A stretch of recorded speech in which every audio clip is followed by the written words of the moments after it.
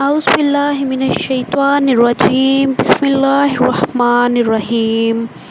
السلام علیکم معزز سامعین،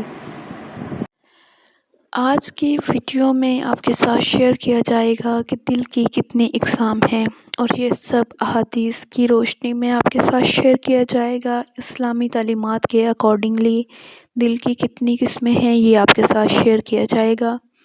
امید ہے آپ ویڈیو کو پورا دیکھیں گے، ویڈیو کو لائک بھی کریں گے اور چینل ضرور سبسکرائب کریں گے، اور ویڈیو کو آگے شیئر بھی کریں گے، کیونکہ اسلامی تعلیمات کو پھیلانا صدقہ جاریہ ہے۔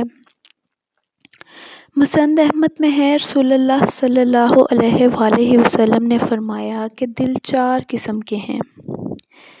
ایک تو صاف دل جو روشن چراغ کی طرح چمک رہا ہو، دوسرا وہ دل جو غلاف آلود ہو، تیسرا وہ دل جو الٹا ہو، چوتھا وہ دل جو مخلوط ہو۔ پہلا دل جو صاف اور روشن چراغ کی مانند چمک رہا ہو، وہ دل تو مومن کا ہے جو کہ پوری طرح نورانی ہے، اور دوسرا دل جس پر غلاف آلود ہے، جو غلاف آلود ہے، وہ دل کافر کا دل ہے جس پر پردے پڑے ہوئے ہیں۔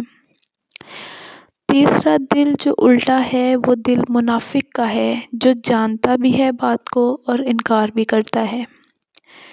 چوتھا دل جو مخلوط ہے، وہ اس منافق کا ہے جس میں ایمان اور نفاق دونوں جمع ہیں۔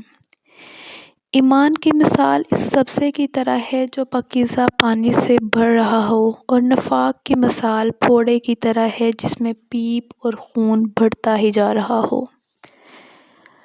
اب جو مادہ بڑھ جائے وہ دوسرے پر غالب آ جاتا ہے۔ تو اسلام کی روشنی میں آپ نے دیکھا کہ دل کی 4 قسمیں ہیں، تو اب آپ نے غور کرنا ہے کہ آپ کا دل ان میں سے کس قسم کا ہے۔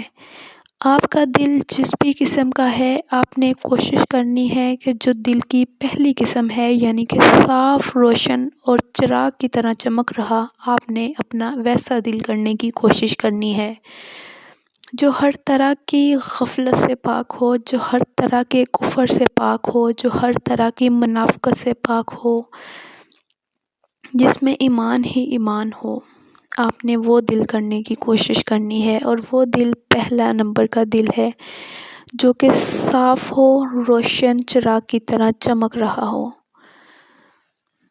تو اگر آپ چاہتے ہیں کہ آپ کا دل بھی صاف ہو، روشن چراغ کی طرح چمک رہا ہو، تو آپ کو مومن بننے کی ضرورت ہے۔